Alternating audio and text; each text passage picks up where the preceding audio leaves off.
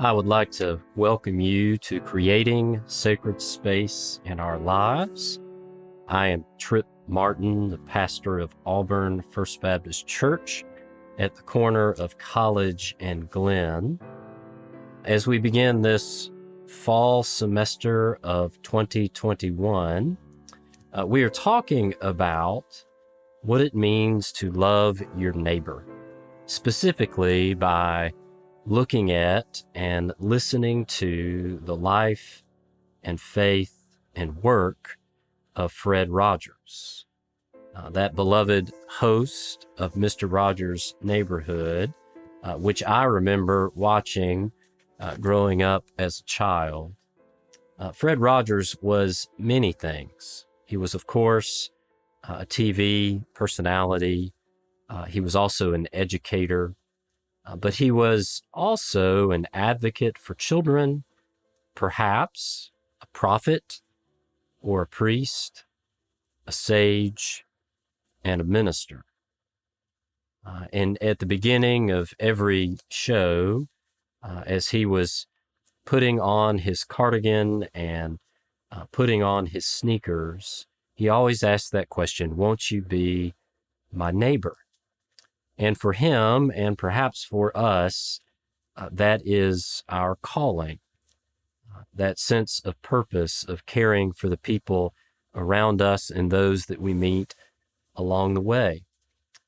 Fred Rogers' sense of calling started unexpectedly when he went home for vacation to Latrobe, Pennsylvania, when he was a senior in college at Rollins. And Fred Rogers' family was quite affluent and well-known in town, and his family had one of the very first televisions in Latrobe. And he remembers sitting there watching a television program for the very first time, and there were people dressed up in costumes and throwing pies in one another's face, a form of entertainment which Rogers found appalling, that it bothered him for many reasons. He did not like this sense of entertainment. Instead, he had this vision, this sense that this new tool called a television could be used for education. It was not until Fred Rogers went to Canada after the beginning of his career of working in different television programs, mostly behind the scenes. But he was asked to come to Canada by Fred Rainsbury in 1962, and he was invited to create a children's program for the Canadian Broadcasting Corporation, similar to The Children's Corner, which was a previous show that he had created. And Fred Rainsbury said, "I want you to consider stepping in front of the camera, that I have seen you talk with children and make such an authentic connection." And Rogers said, "Well, I thought you wanted me to come and do puppets and create music, which I have always done." And Rainsbury said, "Yes, I want you to do all of that, but I also want you to step in front of the camera. I want you to look into the camera lens and just pretend that you're talking to a child. And we'll call the show Mr. Rogers," which was a precursor for Mr. Rogers' Neighborhood. But all throughout his career, specifically his work in education and television, Rogers thought of what he did as a ministry. In fact, he was ordained in the Presbyterian Church, the PCUSA denomination, after attending and graduating seminary from Pittsburgh Theological Seminary, where he would go on his lunch hour to take classes. That it took him 8 years to finish his Master of Divinity. And when he finished, he went to the Pittsburgh Presbytery and asked for ordination, describing his ministry in television, and they affirmed him and ordained him. That throughout his life, this was his sense of calling, caring for children, protecting the vulnerable, educating them, and looking out for them. In fact, his friend Bill Barker, who was a minister, had taken a trip to Scotland at one point and brought Fred back a tie that was in the traditional pattern that symbolized ordained ministry. And Rogers chose to be buried in that very tie.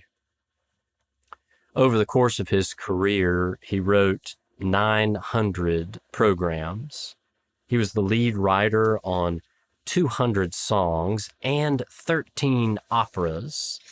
He played the piano on most of the musical performances, and he sang many of them. And he created all the characters on the program, played the role of host, and was the producer. And over the course of all of this time, he was honored in many ways. He received the Presidential Medal of Freedom. He received 40 honorary degrees or more. He received the Peabody Award, the Lifetime Achievement Emmy, and he was inducted into the Television Hall of Fame. He was also recognized by 2 congressional resolutions. Many buildings in Pennsylvania are dedicated to him, and the International Astronomical Union named an asteroid after him, 26858 Mr. Rogers. But perhaps in all of his work, educating children through television, he saw himself also as an advocate, probably in more than one way, always looking out for the needs of children. Some of that had to do with his experience as a parent. In fact, his son, Johnny, had to have a simple hernia repair procedure. But when they went to the hospital, Johnny was separated from his parents, taking him back to receive anesthesia where his parents were not allowed to come. It took them 45 minutes to get Johnny sedated, and it became this emotional, traumatic experience in his life. In fact, he had repeated nightmares for years. So Fred Rogers dedicated himself working with hospitals to create family-centered policies where children are never separated from their parents. And this work in hospitals led to further work with the Association of Family and Conciliation Courts, addressing custody disputes and issues related to children being separated from their parents. That he was constantly advocating for children. There's a well-known moment in his career when, around 1968 to 79, Nixon was proposing $20 million cut in public education, which would have included public television affecting Mr. Rogers' neighborhood. And Senator John Pastore of Rhode Island was sitting on the committee when Fred Rogers came to testify.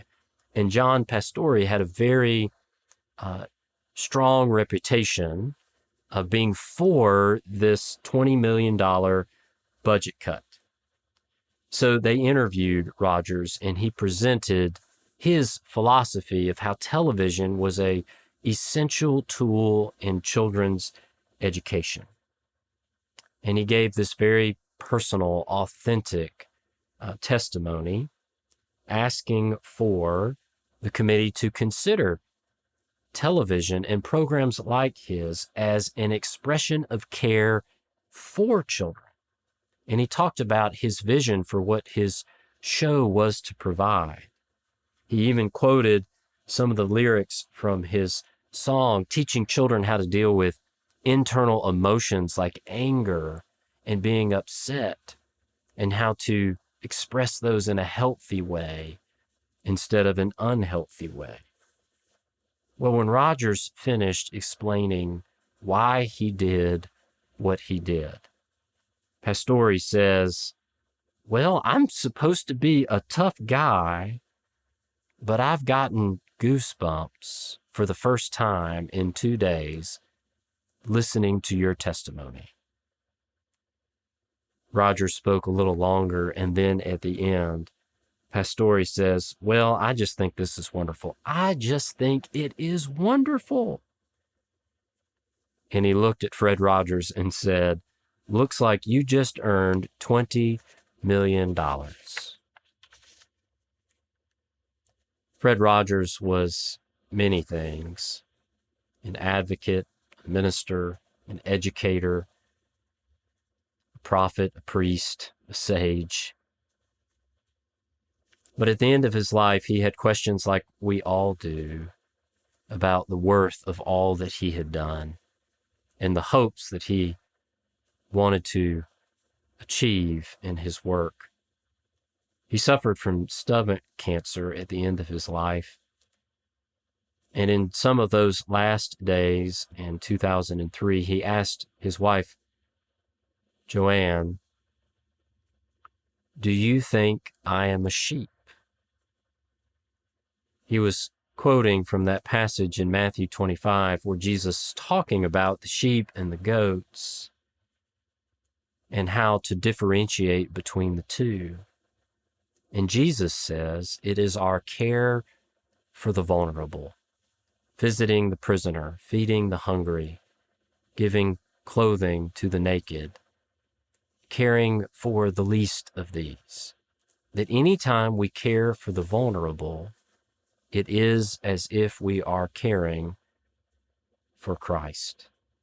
And at the end of his life, Fred Rogers asked his wife, "Do you think I am a sheep?"